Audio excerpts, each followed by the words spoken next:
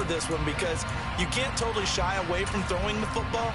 But at the same time, you're looking at them and going, where are the weaknesses? How are we going to move it? One of the top defenses in the NFL for a reason. We just saw one example right there. And the tackle there by Jermaine Pratt.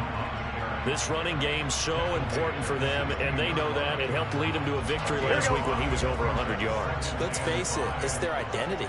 And that's what they want to play to. They want to be that team that runs the ball really well each and every week. And right now, we're seeing a pretty good pattern of that happening. And they get to him quickly here as he stopped right around the 13. Still a couple yards short of the first as the 3-yard gain brings up a third down. I think that's the type of run we'll continue to see throughout this game. The snow coming down, I don't expect a lot of big plays to be broken. Here we go. They'll come to the line, needing only 2 yards to gain the first here.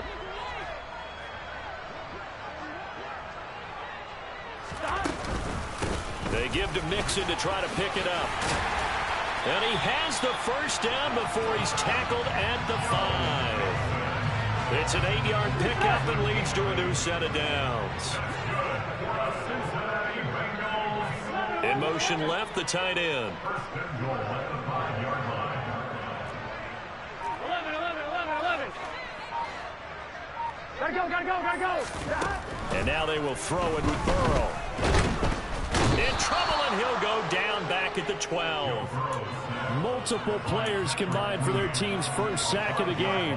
The first and goal looked like things were set up nicely, and now all of a sudden on second and goal, Charles, a big challenge ahead of them. And you have to know when you're this close to the goal line, things are going to happen faster, so you've got to get the ball out quick. Not going to have much time in the pocket before the defenders bring pressure. This will be caught at about the 6. A good display of power, but it will only get him just inside the 5 to the 4. That catch good for 8, but still, it's third and goal now. Gun. 11 empty. Stop. Mixon, and they'll get him down just shy of the goal line at about the 1. He needed 3. He got 2. Now that'll set up an interesting situation here on 4th and a yard. All right, ball at the 1-yard line, 4th down. What do you say? I say go, because if you can't get 1 yard, what's the old adage? If I can't get 1 yard, I don't deserve to win anyway. Tell your team it's that time. Who's going to get down into the trenches, grind it out, and make sure that ball gets in the end zone? Who's it going to be? Let's go do it. Here we go.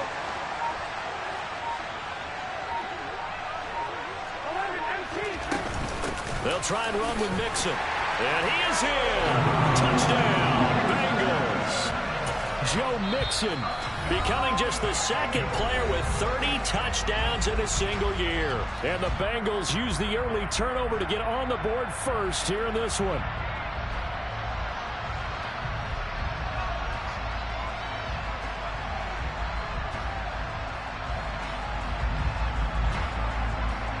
Evan McPherson for the extra point.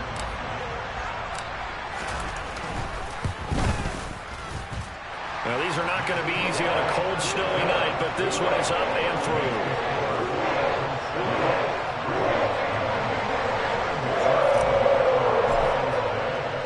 After the touchdown, McPherson on to kick this one away. Pettis now from his end zone. And that decision to bring it out ends up not being a good one. Costs him about 5 yards as he's tackled at the 20.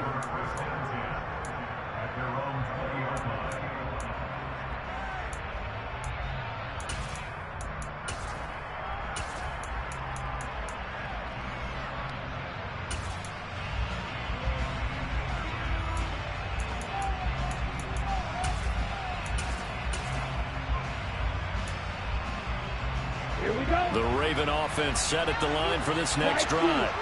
They threw an interception the first time they had the football, wound up leading to a touchdown the other way. How do you approach drive number 2? Going back to your game plan coming in, everyone has matchups that they like better than others. Where they think they have an advantage, dial up some of those plays. Try and go to those spots and get your offense moving.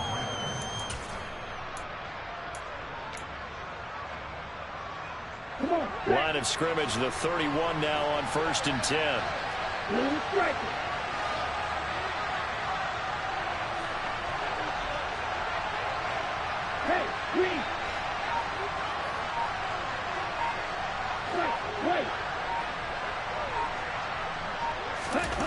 Here's Lance.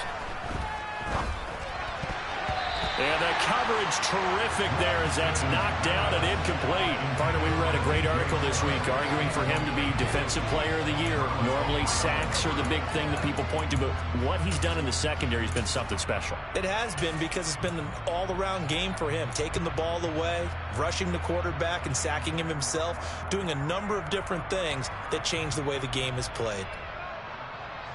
They come up with exactly 1 minute to go in this first quarter. Throwing again on 2nd and 10. Lance. And he'll let this one go deep for Chark.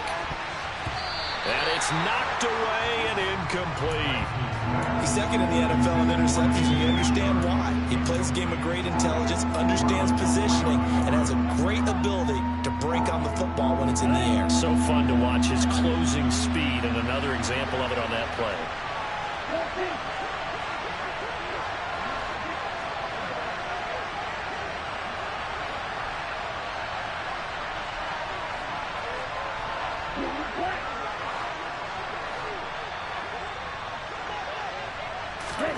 Throwing his Lance on 3rd down. Going for Metcalf on the deep ball. Oh, that's into double coverage and intercepted. Picked off by Jamal Adams. And the Bengals are going to have the football here at their own 18-yard line. CD, I know it's just his 2nd year in the league as a quarterback, but that's going to be one when he flips on the tape, he's like, I shouldn't have thrown that ball. No doubt about it, and his coaching staff will be emphatic about he shouldn't have thrown that ball. But remember, 2nd year, as you noted, on-the-job training, so he's got to take this feedback that he's getting, negative or otherwise, and turn it into positives moving forward. He's going to fire one deep, middle of the field, and that will be incomplete. Would have been a big hitter if they had connected. Instead, it's 2nd down. Against a team coming off a win, just as your team did the previous week, you talk about being physical all game long. Sometimes being physical is just being on the spot and helping force the incompletion. And they go play action now. Burrow. A throw for Boyd, but it's intercepted. It's Chuck Clark picking it off. And they'll take possession.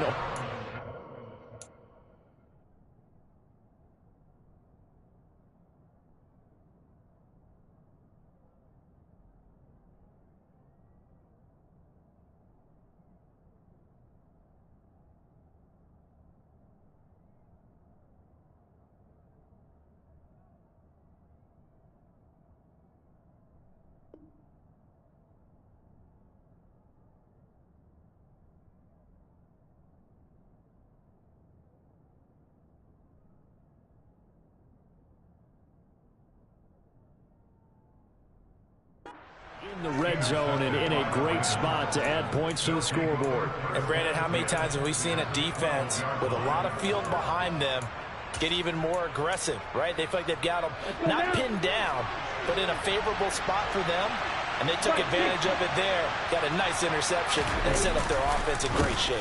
On 1st and 10, it's Dobbins. And strong running there as he's inside the 10 and down to the 8-yard line.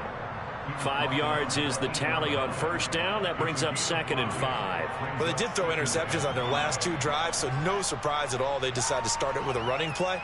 I'm actually a little bit surprised, though, that they got as much out of it as they did. Yeah, decent little gain. Puts them in a pretty good spot for 2nd down. They'll send a receiver in motion to the right. After one, 7-0 on EA Sports.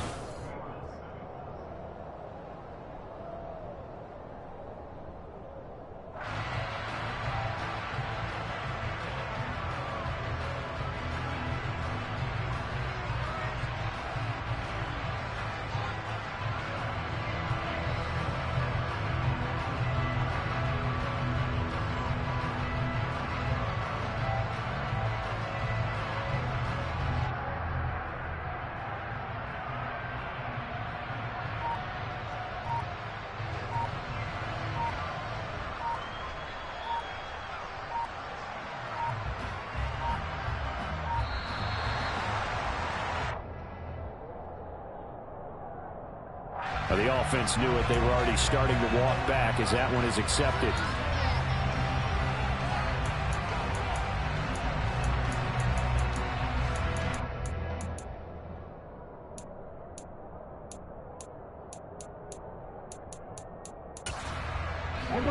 So the delay of game penalty moves it back 5. That makes it 2nd and 10.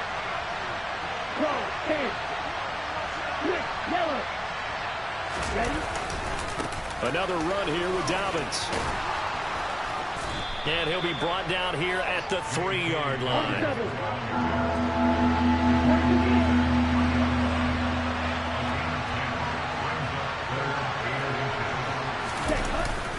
They'll try to run for it with Dobbins. And he is into the end zone for a Baltimore touchdown.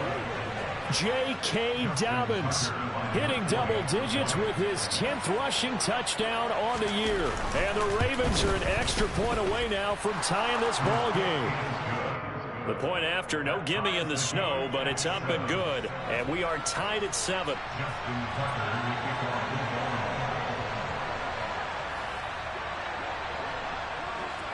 So all even at 7 now as they kick it away.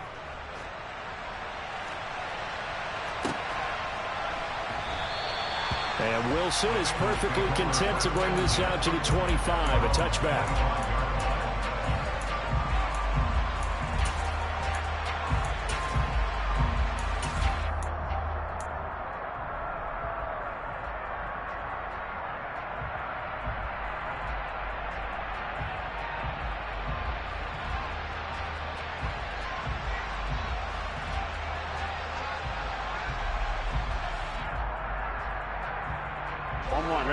The Bengals drive about to get going. They had the interception last drive, led to the tying touchdown. So 7-7 the score as they begin 1st and 10.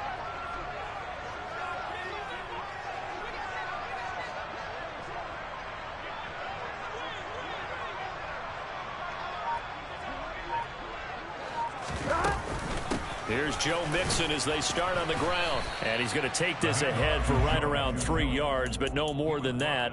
2nd down. Well, that's just a pile of bodies there, and that's when you kind of find out who's a tough guy, right? Who can stand up and make a play. It was only a 3-yard run, but for both sides, they had to walk away from that feeling like, okay, I can stand up when the going gets tough in here.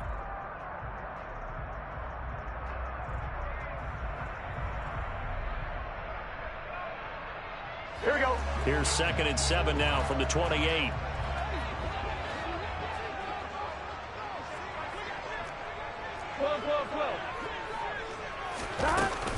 Burrow going to give this to Mixon. And nothing doing. He's immediately taken down at the line of scrimmage. No gain on the play, and it's going to bring up a 3rd down. He did have the touchdown run earlier, but not a heck of a lot more than that throughout this game. No, not at all. In fact, I would say that this defense has done as good of a job on him as they have on any runner in recent memory. Here we go. The Ravens bring out an extra defensive back here on 3rd. 11. 12. Here's Burrow setting up to throw it. Slant pass to Boyd. And he's taken down but able to slip across the 35. Burrow to Boyd there for the Cincy first.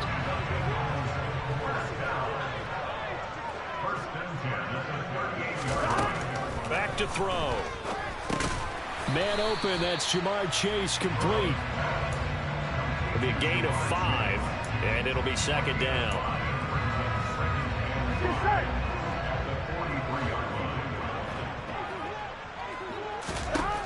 Now Burrow. This goes out wide for Mixon. 5 yards on 1st down, but now just a 1-yard pickup there on 2nd. So, CD, here we are. You look at how well this offense has played all year. 16-0. Now, in most years, they'd be at home right now enjoying time off for their perfect season, getting ready for the postseason. But this is the decade. Down the numbers. There he goes. And all the way in for a Cincinnati score. Well, that's a heck of a response to regain the lead after we had seen the touchdown to tie the game. I would say what we just saw there was a great amount of poise, because typically when teams tie the game up, it's a little bit of a, how would you say, you kind of take a step back and have to get yourself regrouped. They regrouped it early, didn't they? They attacked back after they'd been tied. And in a big way, that was a statement-long touchdown.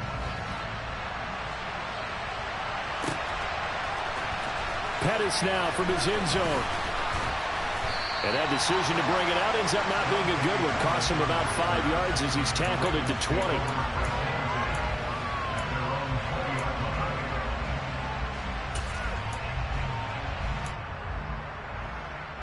Okay, right. The Raven offense set at the line for this next drive as we grind toward the end of the season here, and they haven't had the season that they had hoped. So let me ask you to play GM. Where might they look to make some changes?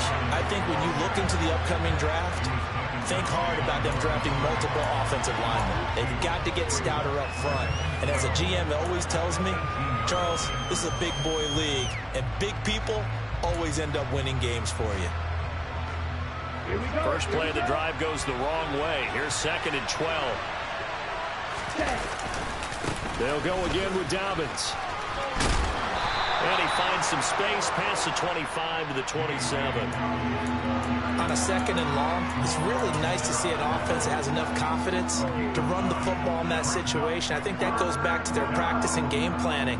They've seen things that they've seen on tape and in previous games that led them to believe that even in a long-distance situation, they can still run the football and gain enough yardage to put themselves in a good spot on 3rd down.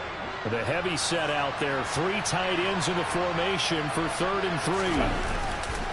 A give up the middle to Dobbins. Well, they hit him in the backfield, and he will not escape. And that is not going to get it done. That'll make it 4th down after a loss of 1. An interesting and intriguing decision there defensively, because they kept extra DBs on the field despite seeing the multiple tight end look that came out for the offense. I thought they were going to switch out of it. I didn't know if they felt they didn't have time or what the case was. Well, in any event, the extra speed allowed for great penetration as they stuffed that one behind the line of scrimmage. A curious decision to go for it, but it pays off with a 1st down. I know they got the 1st down, but Brandon, I still don't like the call going for it there. Yeah, they got it, but I would have punted the ball there, played some field position. I mean, it's okay to end drives and kicks, right? You know, we've heard that from different guys before. Remember, a kick's either a punt, right, field goal, or a point after touchdown. It's okay. Now Lance throws the interception, his 3rd. Picked up by Jesse Bates.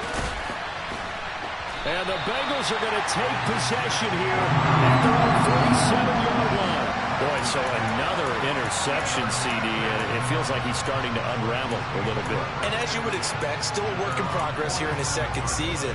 He has to start ironing out some of these mistakes, though, because now his head coach, his offensive coaches, they have to evaluate whether you keep playing him and let him work through it, or you start thinking about going to his backup. Burrow's throwing it into the hands of Boyd. Yeah, he's got to be out of bounds, but not before he takes it inside the 40. 1st down yardage on the first play of the drive, 14 yards. And a good quarterback facing zone coverage. If he has just a little bit of time to survey the scene, that's what's going to happen. No doubt about it. If there's no pressure, he's going to continue to pick them apart, because he'll have all that time to find someone open downfield. You can only cover for so long. So maybe they want to go to a zone blitz scheme, get a little bit more pressure. Remember when Carolina did that against Denver? They lost the game ultimately. They dropped the defensive end out, and he ended up with an interception in that game in Super Bowl 50. Maybe some sort of scheme like that to try and get more pressure at the passer.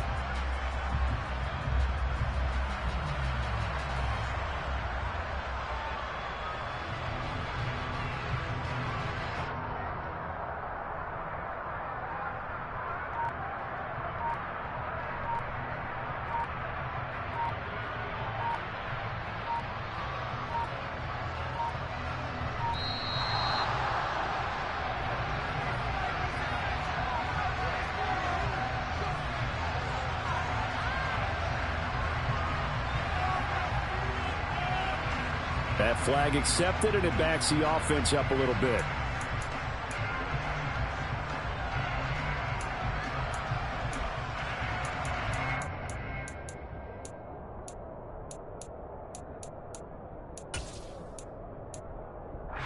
On one, ready? And unless this is a quick incompletion, this is likely the last play here of this first half. Final play of the half for Burrow and company. Oh, the ball comes out on the hit, but they'll say it's incomplete. Partner, what we're seeing so far is the defense is certainly coordinated. Both levels doing their jobs in tandem. The back helping the front helping the back. The pressure got home on that last play and forced him to try and throw through contact and short of the sticks.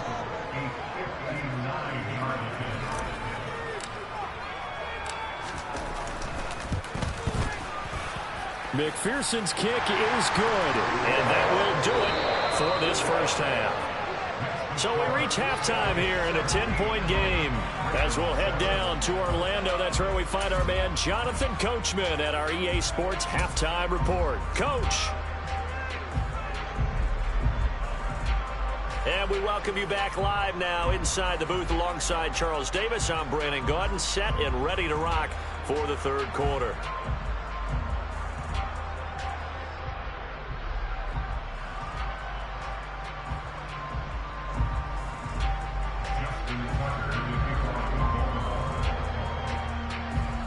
Not much has changed since we left you at halftime. The snow still continuing to fall as we are back underway. No return here for Wilson. It's a touchback. It'll come out to the 25.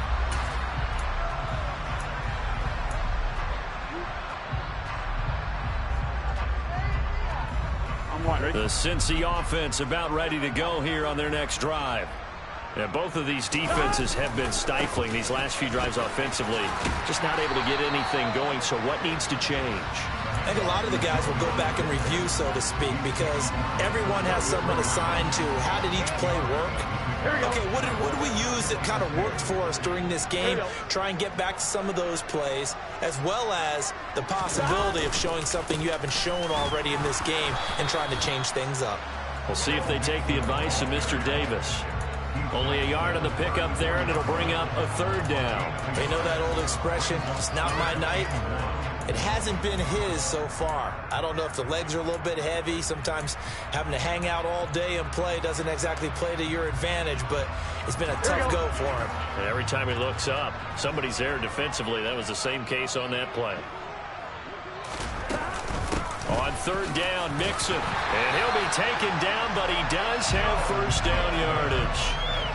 Well, after an interception, last thing you want to do is go 3 and out, give the ball right back. They avoided that. Yeah, you definitely do not want to do that. I remember in college I played with a really big-time player on defense. We ended up getting an interception as we passed the offense coming out. He told him, if you don't take care of this football, you'll have to answer to me later. You definitely want to take care of it and pick up first downs.